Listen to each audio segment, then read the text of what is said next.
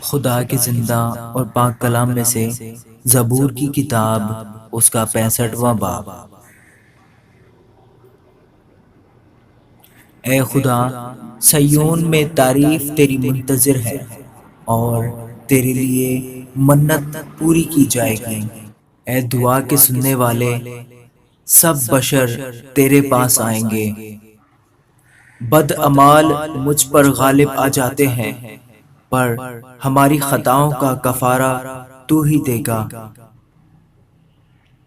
مبارک ہے وہ آدمی جسے تو برگزیدہ کرتا اور اپنے پاس آنے دیتا ہے، تاکہ وہ تیری بارگاہوں میں رہے۔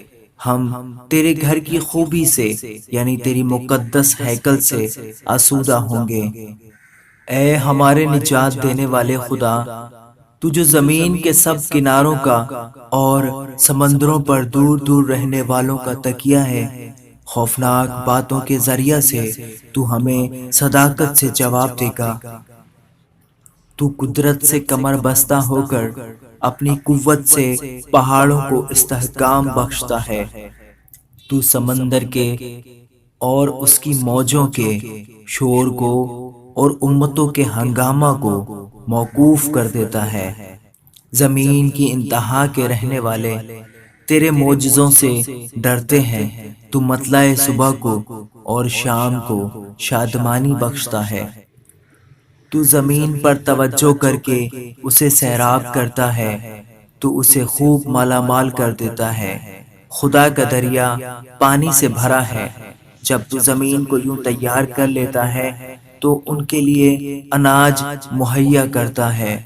تو اس کی ریگاریوں کو خوب سیراب کرتا اور اس کی مینڈوں کو بٹھا دیتا ہے۔ تو اسے بارش سے نرم کرتا ہے اور اس کی پیداوار میں برکت دیتا ہے۔ تو سال کو اپنے لطف کا تاج پہناتا ہے اور تیری راہوں سے روغن ٹپکتا ہے۔